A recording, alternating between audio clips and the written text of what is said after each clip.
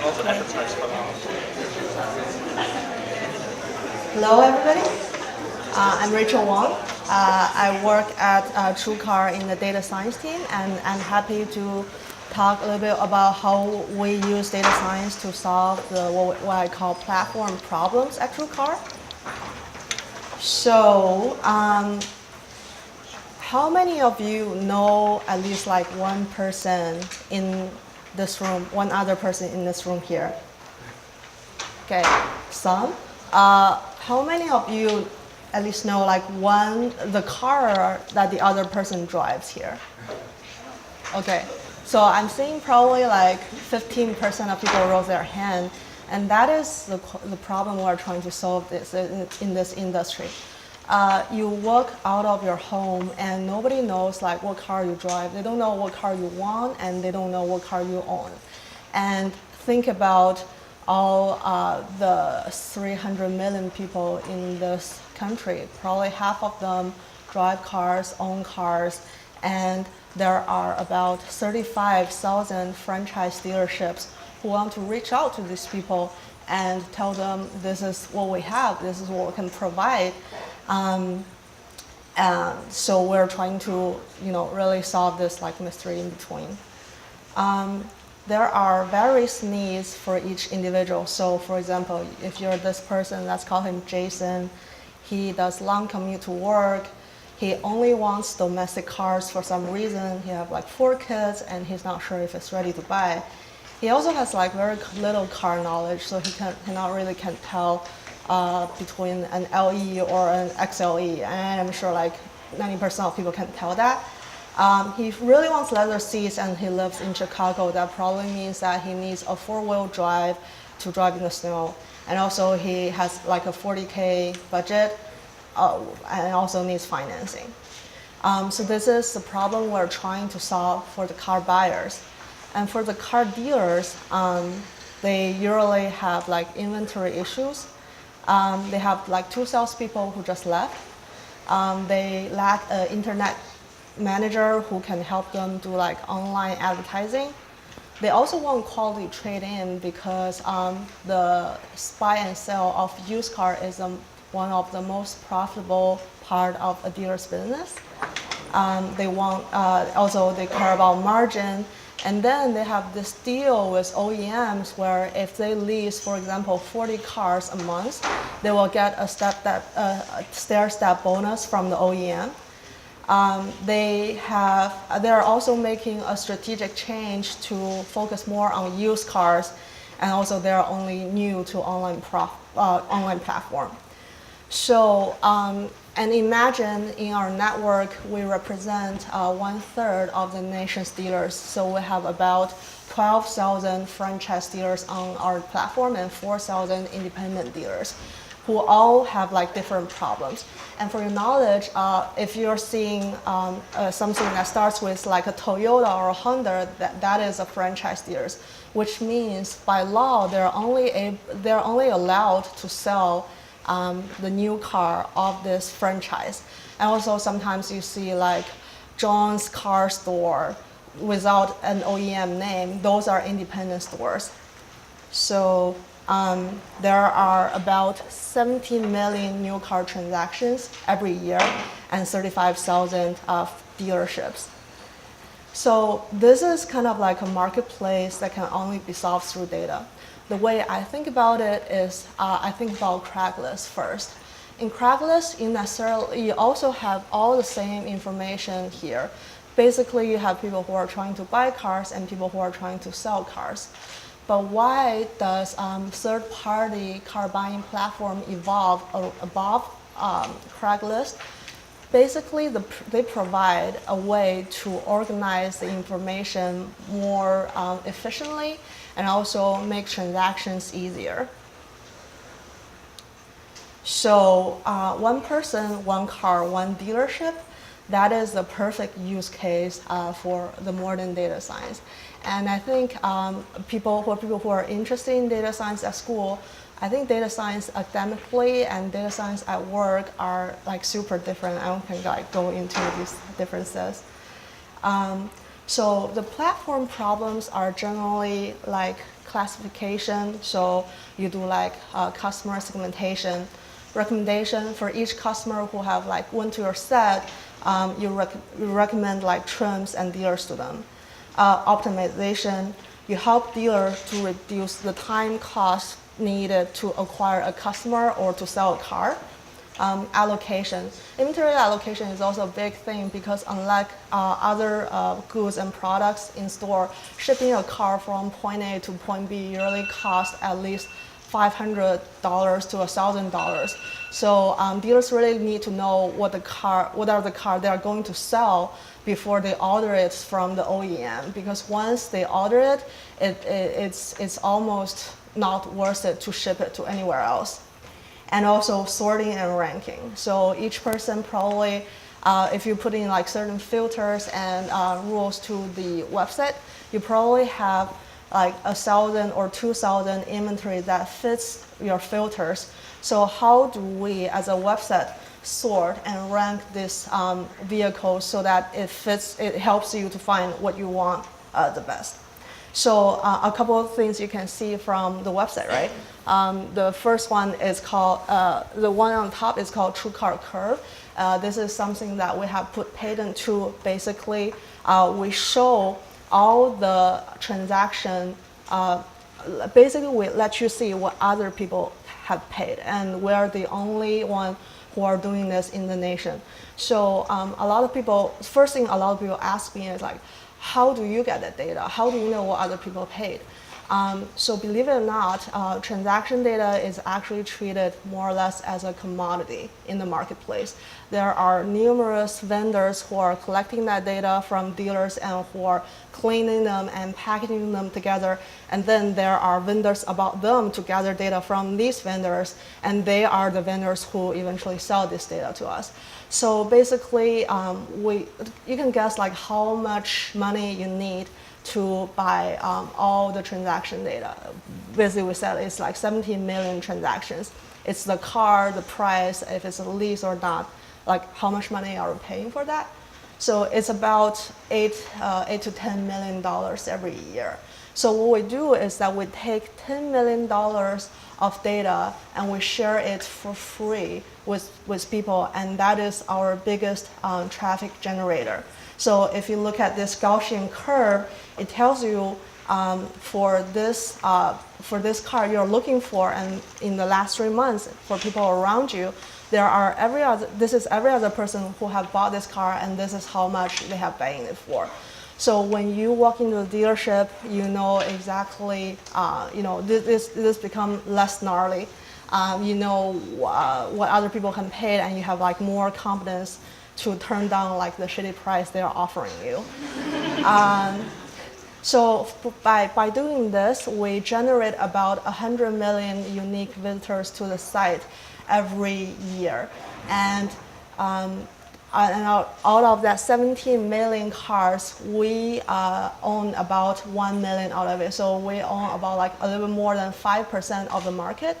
I think compared to other like car buying websites like Edmunds and Kelley Blue Book, Auto Trader, Cars.com that you may have heard of, we're doing pretty good, and we're kind of like the new generation car buying.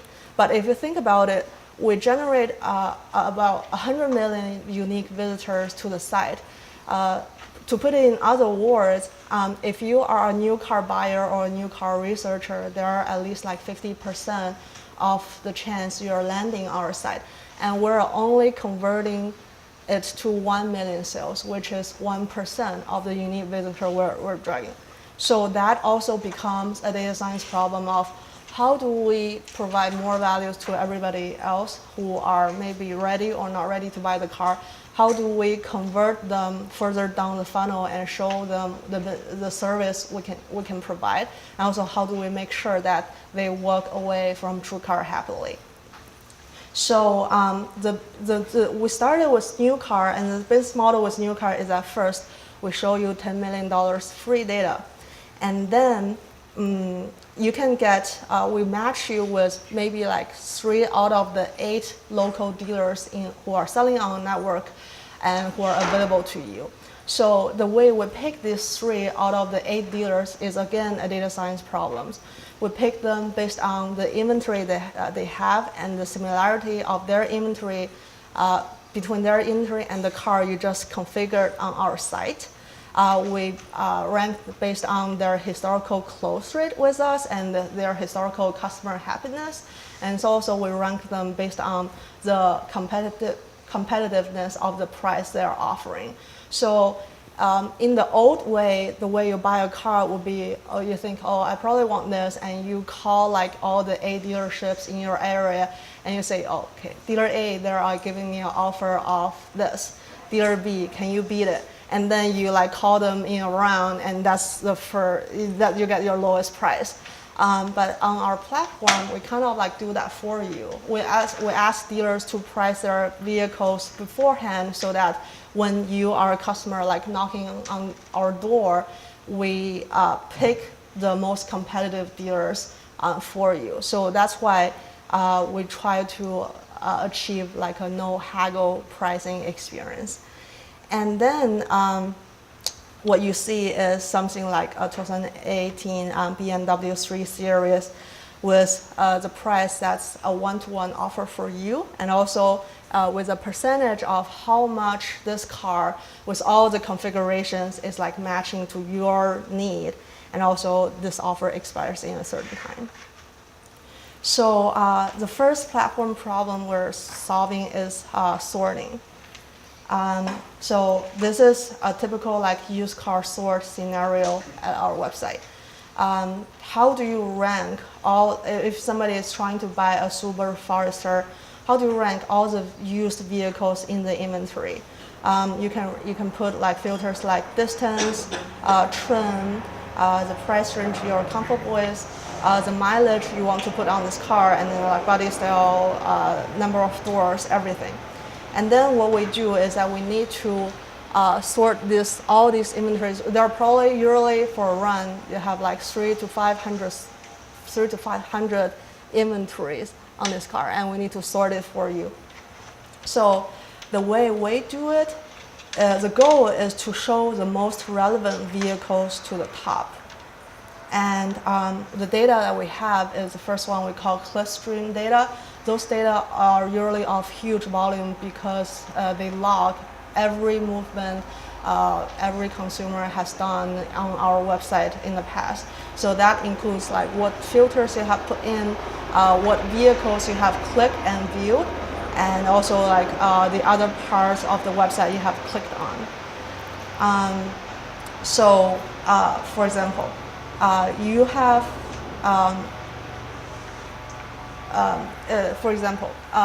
the training data that we have is the comparison between two cars. That's something that we call a point-wise approach.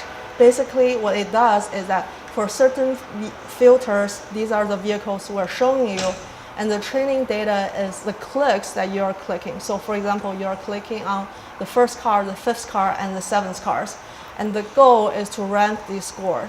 So in that way, each car would have a score of like, say like 8.8, 9.4.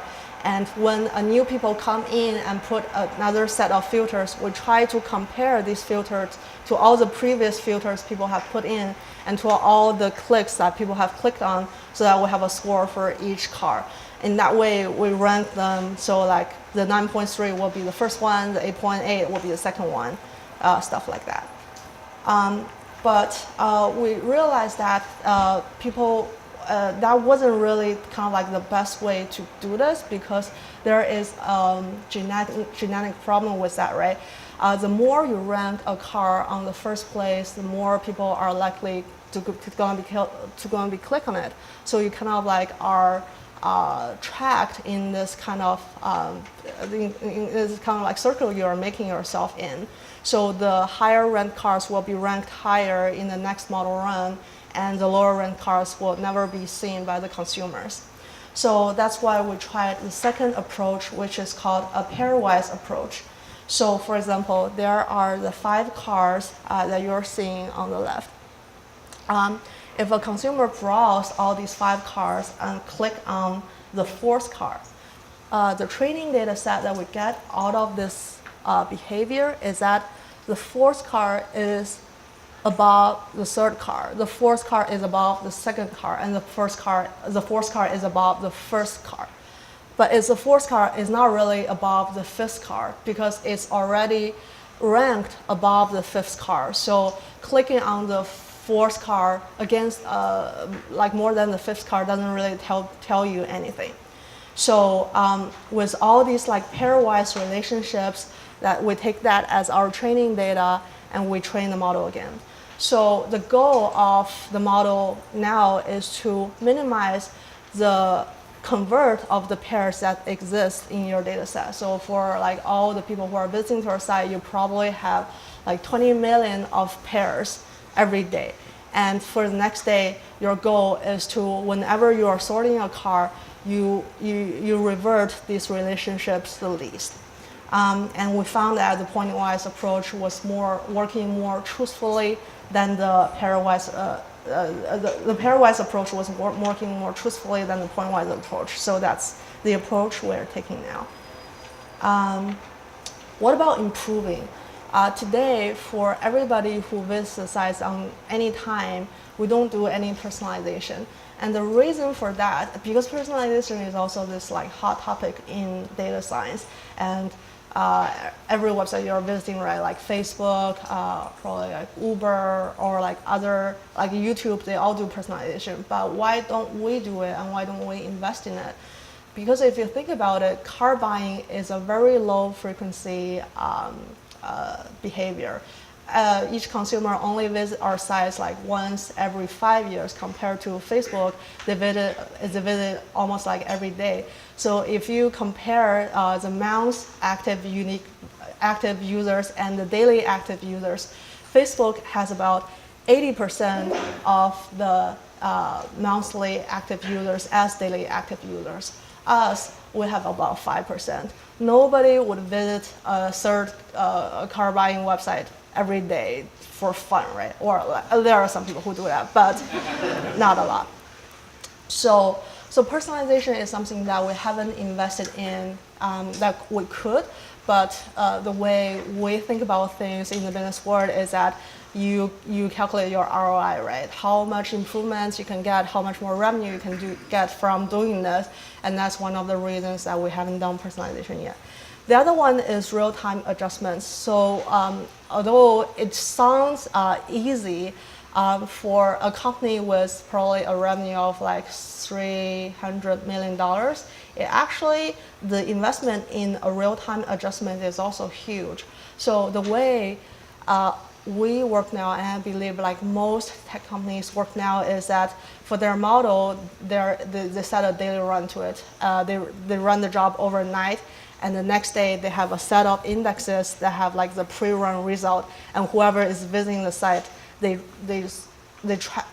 subtract that index and just like put it on the website. So there is not really any like real-time adjustment or real-time reaction from the model to your like personal behavior, and that's also one of the things that I consider sometimes an over-investment for business at a certain size. So the second platform problem we're solving is what we call market simulation. For example, one of our kind of like IP is our new car price report.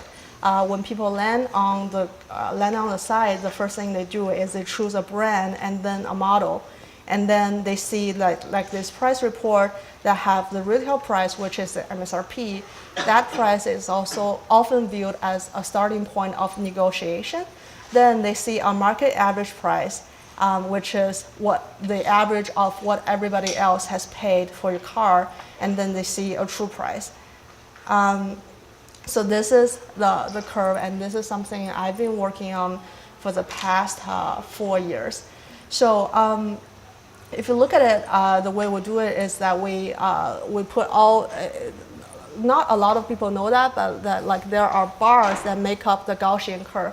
If you hover over each bar, it will tell you things like, oh, 3 people pay between 32K and 32K 100 in the last like 30 days. So real goal for that is to use the transaction data to mimic the auto market for all makes, models, regions for all time. The approach we're taking is extremely simplistic. It's almost like linear regression with some like adjustments, and sometimes it's like a logistic regression, and some like really simple binning approach. But if you think about it, the really hard part of this problem is the small, what I call like a small sample problem, right? Because you always have that long tail in the car buying market where 80% of people will go buy a Camry, and then 20% people will go buy the 80% of models left in the rest. And how do you price these 80% model? How do you price a Porsche 911 in Idaho? How do you price a newly released model, even like from Camry, right? And how do you price a model that's going out of market? So those are the kind of like the small sample problems we're facing in our daily work. So, so as I said, it is a simple average that's where you generate a market average number on it. But the way we deal with the small sample problem is that we try to aggregate similar transactions from probably other trims in other areas at other parts of the nation, and we adjust them so that you have like a bigger sample. So that's again another kind of like data science problem we're solving. So by having this like super simplistic way of modeling that everybody can understand, for customers, they know that this is the average price everybody else have paid. For dealers, it's also really simple to explain because this is what the average price that they have provided us. That's the service, but behind that surface, what we do is actually a lot of work to deal with a small sample problem. What are the right transactions you will be aggregating from this part to that part, and also like how do you do it? So I think working in data science, one of the biggest challenge is how do you explain the result of your model to other people, right? Especially with us, we are almost treated as a truth of like a fair price for the new car market. As I said, like 100 million people visit our site to get what they consider a fair price, and they use by whether if they are prospecting on our site or not, they use that information to negotiate with the dealers. And that's why, although dealers are our clients and they are the people who are paying us, they actually, we get a lot of like dealer hate, and we get a lot of like dealers like suing us. Because by revealing the data and by like providing transparency, we face a lot of responsibility here. You're providing this number and you say that is the real price. How do you prove it? How do you make other people understand that is the real price? And also, when people are really thinking that that is the real price, how do the dealers perceive it? So that's why we haven't used things like random forest or like neural network to our pricing, because it's sort of really hard to explain to people who are paying us, saying, oh, this number, it came from random forest. And they'll ask you, what is random forest? And then that becomes a conversation that's almost impossible. So this is one of kind of like the restrictions that we're facing when doing like data science in real world, because your model needs like great explainability. So if you're using some like fancy models on the sorting algorithm, I think that's fine, because dealers will notice, oh, sometimes I'm ranked as second, and sometimes I'm ranked as fifth, and sometimes next page. But that doesn't really, like hurt them so much. But when you're doing like pricing model, if any like tweaks you make in your model, you need to be prepared to answer 100 like angry dealer calls like from all over the nation asking you to explain. And they usually think they own the truth of their local market because they sell every car in their local market, and they think they know, like this is how the cars are pricing. So a huge part of being a data scientist there is communication, and it's understanding the business need. If you're not able to provide them value, maybe on this model, try to provide them like values on other models. In that way, you can have kind of like always like be toggling things and make everybody happy. The other one is cost of implementation.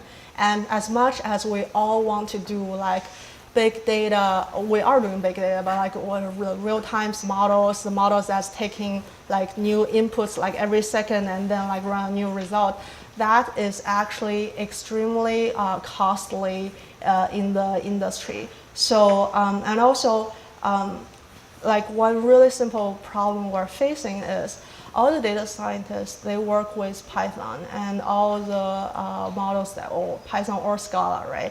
All the models you have, like random forest neural network and sklearn, those are all written in Python. But probably the engineers in your company, their whole tech stack is built on something like Ruby on Rails. And there are no data science packages in Ruby on Rails. So by asking them to productionize your model, you're asking them sometimes to rewrite neural network model in Ruby on Rails. And that is a huge cost, right? So that's why, as a data scientist, you constantly get in this kind of like bargaining game with the engineer saying like, how about I do this, how about I do that? But as long as you can help me implement in the system, you can do it. So that's also kind of like one of the biggest like pain points that every vendor is trying to solve. I'm not sure if you guys have heard about things like data robot or like I think I saw somebody who is from H2O.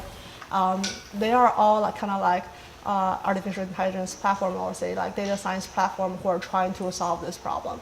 But so far yet, we haven't found like a solution that can really help us solve this like code conflict, right? So the way we work around it is just to sometimes choose simplistic model over more complicated model so that the cost of implementation is smaller.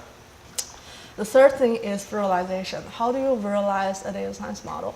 How do you visualize, say, like a neural network model to the customers and the dealers? And how do you make sure that they understand it?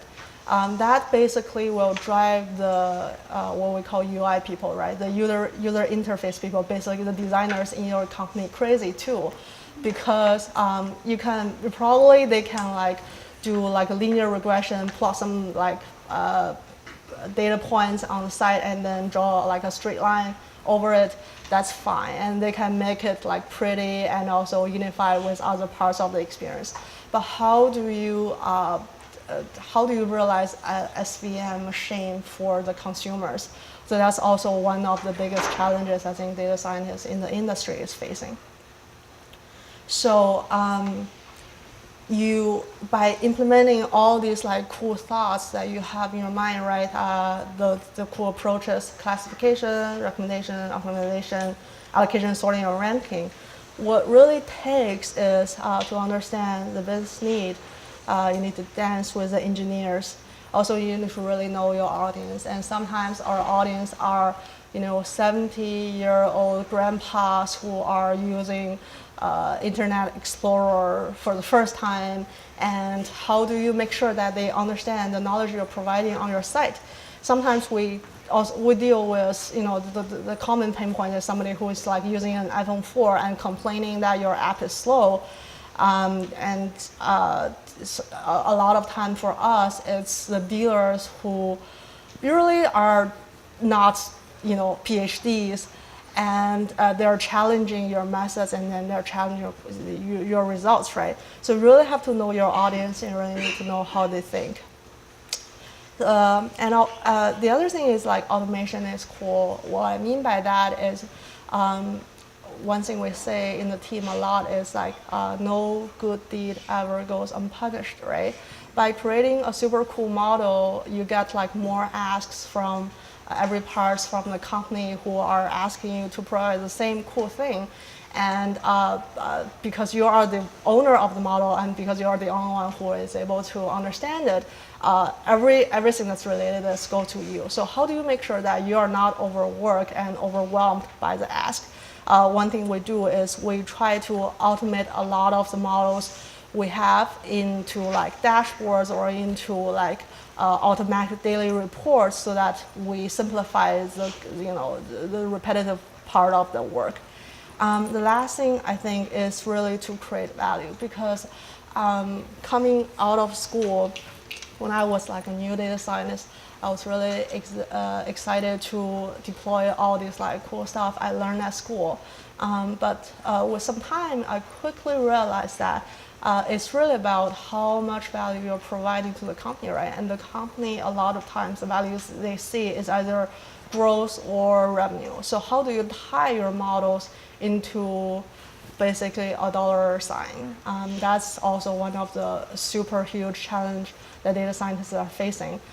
Because I think data science is less relatively compared to like computer science or like engineers, it's less understood. All the executives, when they look at math, they automatically like shut down, and it's like sometimes super hard to explain like the statistical 101 to them.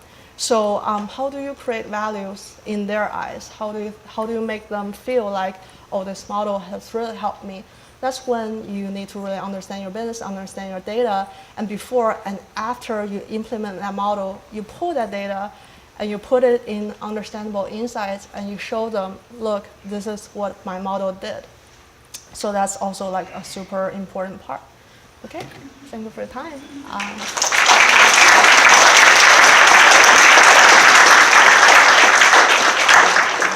Are there any questions?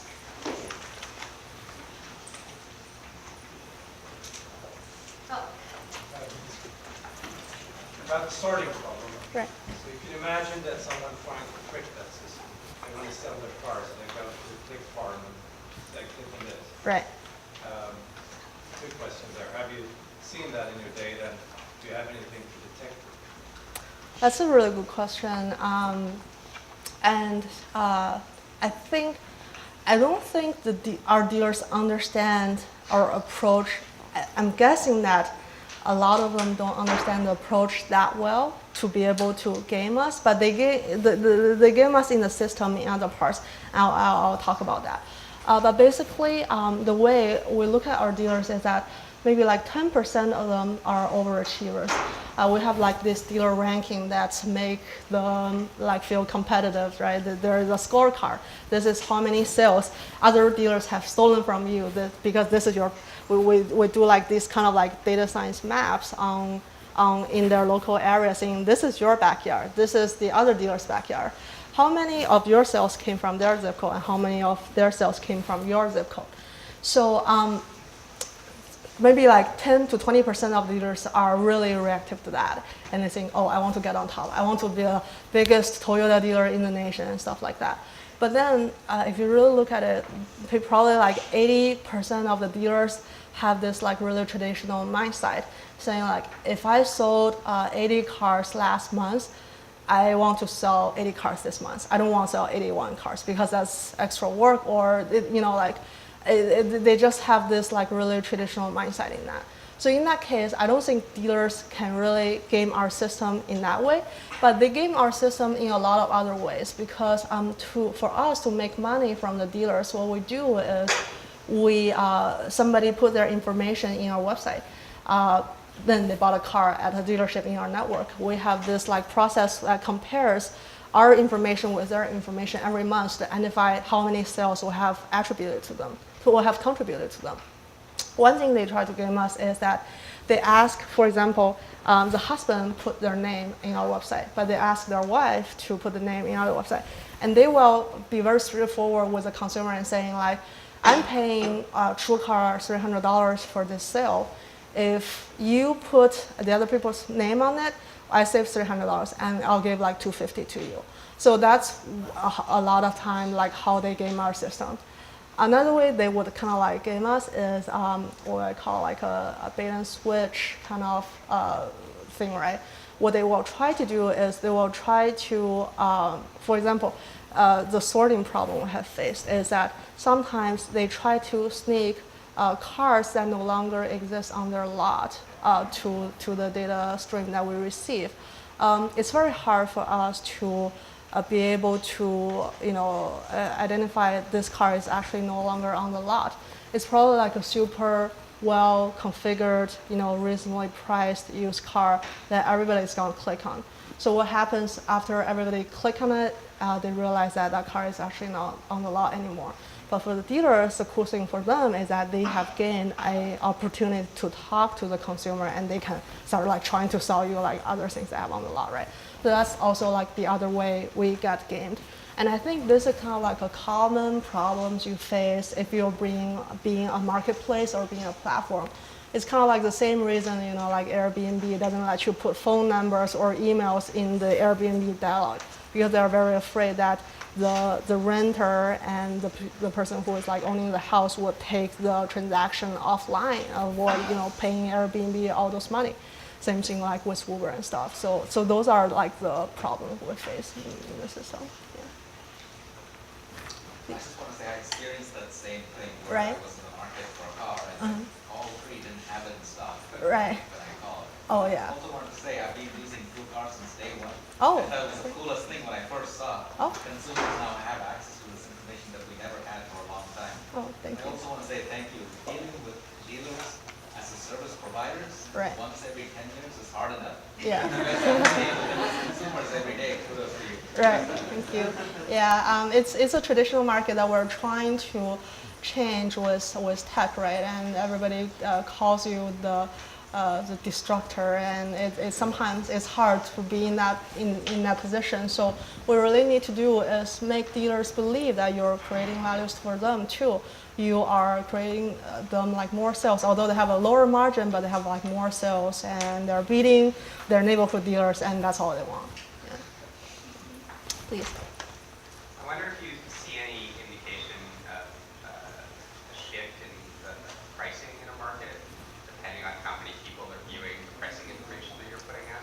Oh, that's a really good question, because I think basically some people know this, but the pricing of new car is becoming extremely unprofitable for dealers.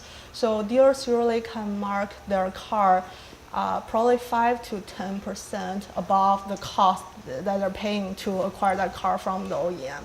So if you look at the entire like margin of the dealer, probably if they make $100 a month, say, $5 of that 100 comes out of new car profit, like pure profit on the new car.